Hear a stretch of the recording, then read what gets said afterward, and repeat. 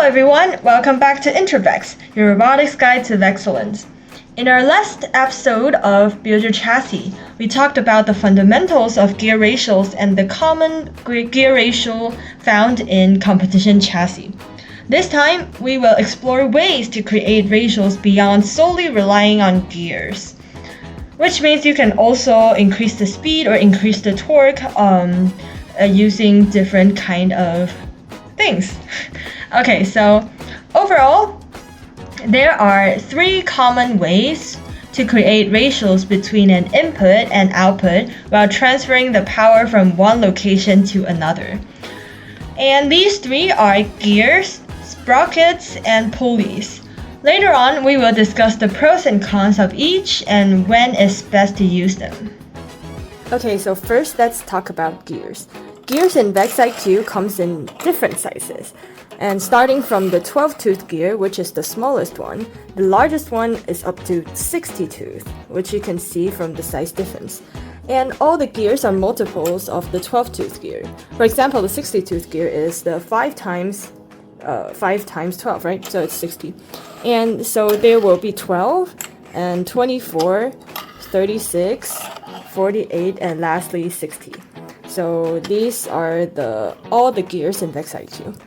Alright, so let's now demonstrate how they line up all together on the beam. They don't just line up like this. Okay, so let's first try the 12. The 12 we put it here, and then the 24 we put it here. And then we connect the 36, and then the 48. Finally the 60. Now we can see they are not lining up straight like normally how it should be on the table, right? So like the 24 and 48 are a little higher. Their shafts are higher than the ones. Let's continue to how they spin. So when two gears are connected together, they spin in an opposite direction. So for now, you can see that these two, for example, focusing on these two gears. Let me take off the rest. Focusing on these two gears. When I spin the 60-tooth clockwise, you can see the 48-tooth rotating counterclockwise. So that means they spin opposite directions. So similarly, when there is a third gear connecting, the first gear, the 60-tooth gear, and the last gear, the 36th gear, will spin in the same direction, which in this case, it's clockwise. And the middle one, which is a even number from the starting spinning gear, will spin in opposite directions. Alright, so quick question. If I spin this 60-tooth gear clockwise, how will other gears spin? Which direction will they spin? You can think of it for a second, and let me show you the answer.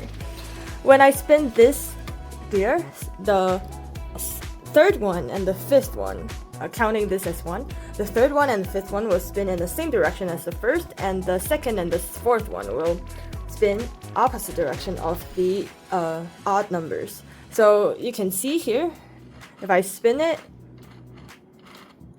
you can see what I mean. Alright, so now let's talk about sprockets. Sprockets are shaped similarly to gears, but their teeth are wider apart. So you can see here, the teeth are not close to each other. And they are connected through linked chains like these. And instead of connecting them side by side, which you also can, but mostly we connect it through chains. Sprockets are sized from the smallest 8-tooth to the largest 40-tooth.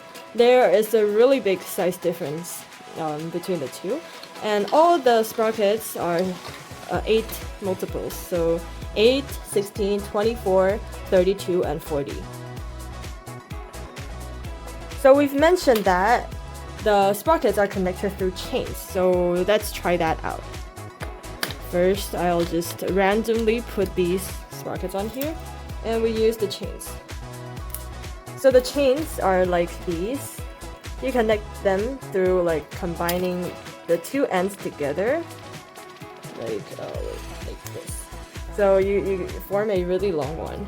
But you have to trim it. You cannot just apply them directly like this. It'll be really loose. So you have to connect it. And my recommendation would be to lock the chain on a gear so you can know that how many link chains that you don't need. For example, here I just need one more of these, and I can disconnect the rest and then connect these on. So now we get a sprockets linked with chains. Yay! As you can see, this is quite different from the gears, right? When the sprockets are connected through chains, the motion of all connected sprockets in the same chain spins in the same direction. So if I spin this one clockwise, the 8 tooth will also be spun clockwise. And there's also never a limit on how you connect the sprockets. Then you may ask whether we can actually connect them side by side just like gears. So my simple answer is yes, but not recommended. Because let's take an example. If we put a 8 tooth sprockets here and a 16 here, you can see they actually connect together quite well and it spins just like a gear. However, now if we fix this 8 tooth gear and we spin the sprockets, we can see that there's space that it can move, which this is a disadvantage of the sprockets if you connected it this way, because there will be not that precise of a movement of power transfer. So if you need really precise degrees that you're raising your arm or rotating your wheels, this might not be the best case, but you can still do it as it works. Yeah. Okay. You can connect it like this, or you can place the sprockets here and then just use the longer link chain. It's totally fine. Alright, so finally let's introduce the pulleys. Pulleys have no teeth like the others, but rather they are connected through rubber belts like these. And it's just like how it appears in the physics textbooks. So additionally, there are 4 sizes of them, which are 10 millimeters, 20 millimeters, 30 millimeters, and 40 millimeters. These are the diameters of them, which is like, if you take a closer look, this one's a 10 millimeter, which is 1 centimeter, and the largest one would be 4 centimeters. It's not like the whole diameter, but the actual diameter for the inner side. So you can kind of see it, like, yep. Okay, so similar to sprockets, but different from gears, the connection of pulleys requires a belt, just like the sprockets linked chains. Okay, next, let's try the pulleys out in action. First, maybe we'll use the middle 2 shafts. And for the rubber belts, there's only a few sizes that you can choose from, which you cannot adjust the length, just like how you did with the chains. But I think most of the time there will be a one that suits what you need, but sometimes you have to like pull a little bit of them. So now I finished constructing it. So you can see this one's a bit tight because the shaft actually gets pulled inwards, which is not good. They should be parallel, but that's the disadvantage of pulleys. For spinning, it acts like the sprocket because the 2 will spin in the same direction. For example, now it's clockwise direction. And for pulleys, you can also combine multiple pulleys together. Oh wait. Okay, one pulley flew away. But you can also connect multiple pulleys. Like in this case, we can connect all of these together. Wait a second. Okay, so you can connect 3 together and they will still spin together. Okay, so after the brief introduction of the 3, I hope you get more understanding on the parts itself. So now let's talk about when you can use these 3 connection methods and their advantages and disadvantages.